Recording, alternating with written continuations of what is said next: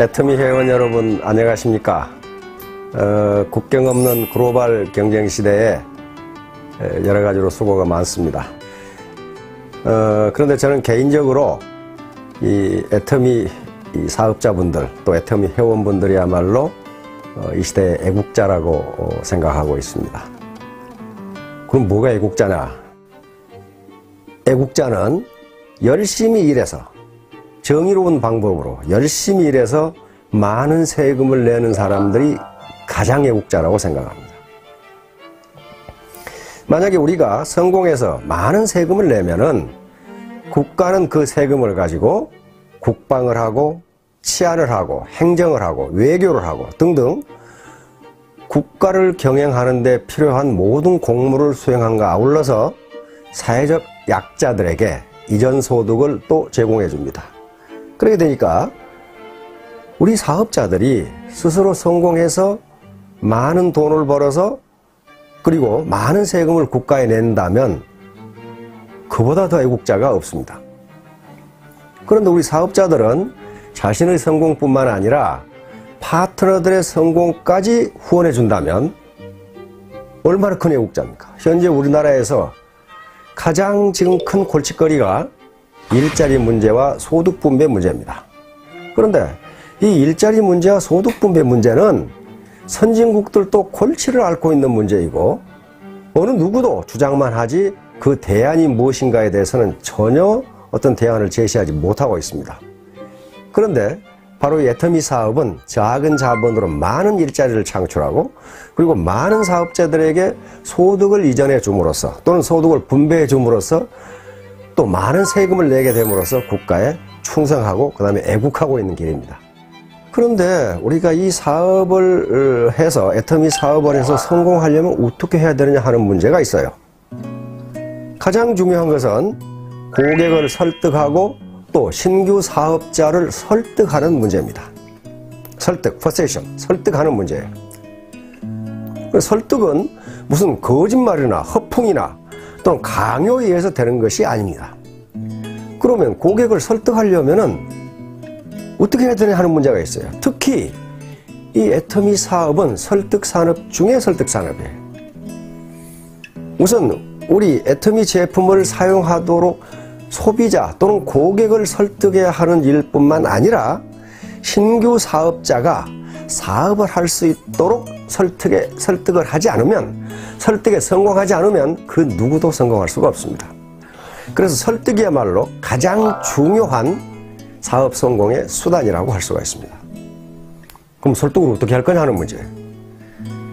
예로부터 그러니까 지금부터 2300년 전에 고대 그리스의 철학자, 고대 히랍의 철학자 아리스토텔레스는 수사학, 레토릭이라는 책에서 설득의 세 가지 수단을 제시합니다.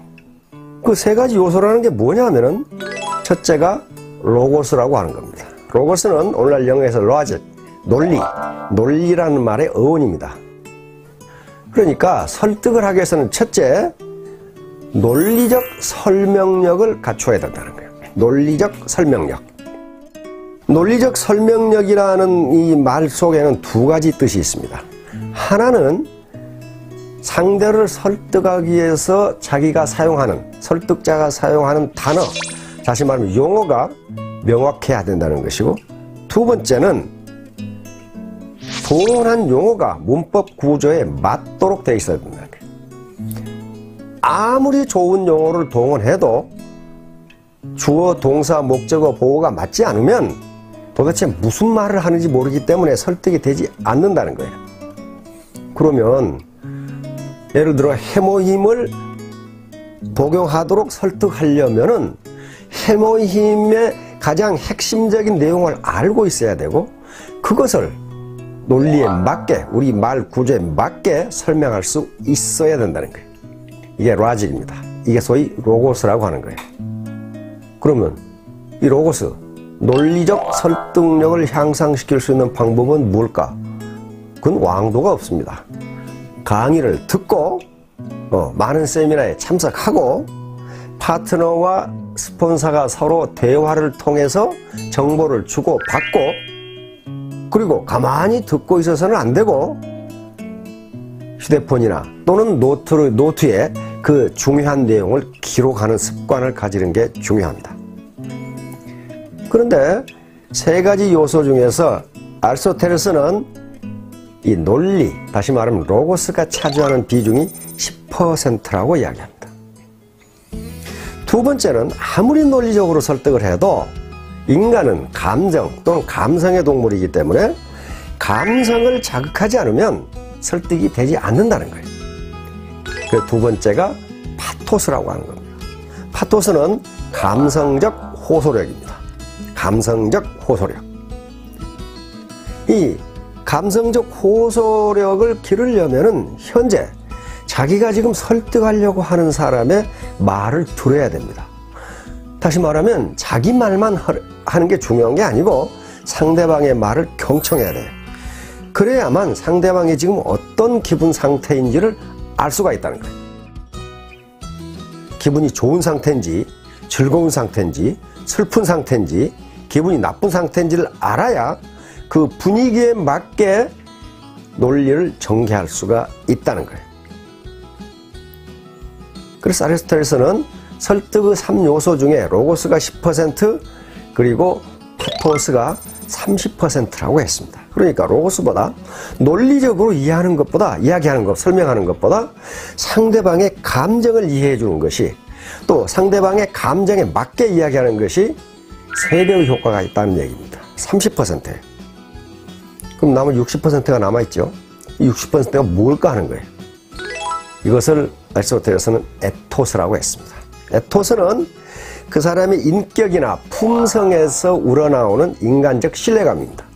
즉, 그 사람을 믿을 수 있느냐 하는 문제예요.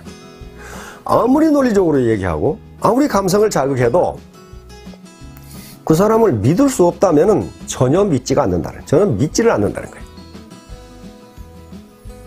따라서 설득을 하는 데 있어서 가장 중요한 요소가 그 사람의 평상시 일상생활에서의 생활 태도라는 거예요. 그 사람이 어떤 사람인가 하는 게 가장 중요하다는 거예요. 만약에 그 사람을 인간적으로 믿을 수 있다면은 논리가 좀 딸리고 또 감성적 호소력이 좀 떨어지더라도 믿는다는 거예요. 그러나 그렇지 않으면 아무리 논리적으로 설명하고 감성의 호소에도 믿지 않는다는 겁니다. 그래서 설득에 있어서 가장 중요한 게 그 사람의 인간성이라는 거예요. 인간성. KBS에 진품명품이라는 프로가 있습니다. 굉장히 저는 즐겨보는데요. 한 번은 얼른 봐도 아주 명필의 그 유목이 나왔어. 글자가 나왔단 말이야. 글자가. 뜻도 좋아요. 논어에서 나오는 글자예요.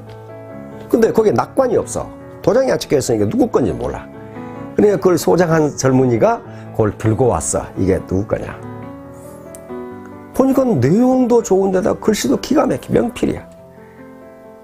그래서 이제 저 패널들이 적어내죠. 1,000만 원, 2,000만 원, 3,000만 원. 막 계속 나와. 그런데 가격이 얼마가 나왔냐 하면은 제로. 딱 나왔어. 제로. 근데 통상 아무리 가품이라도 10만 원을 줍니다. 뭐 때문에? 표구 비용으로.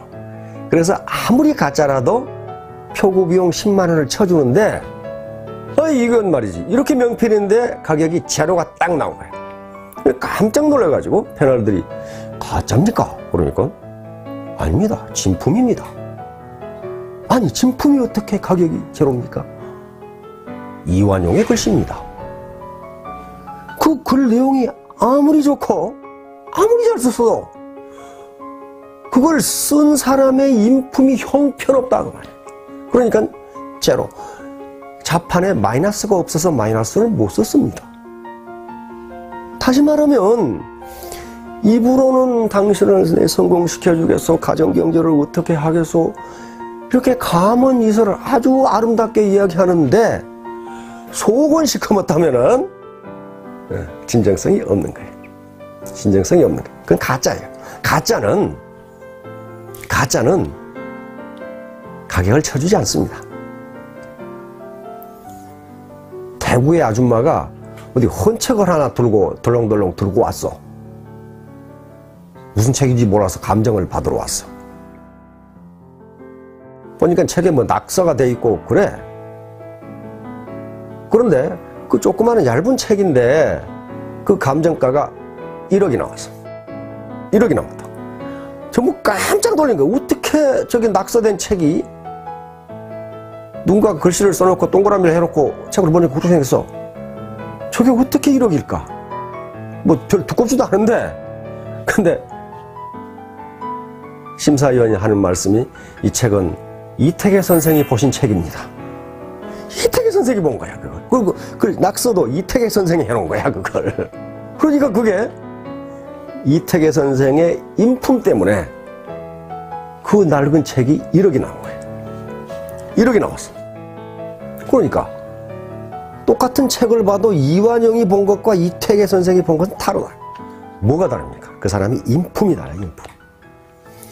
자, 오늘 이 로고스, 파토스, 에토스에 대해서 말씀을 드렸는데 그 개념이 무엇인가 그거 몰라도 돼요. 하나만 아시면 됩니다.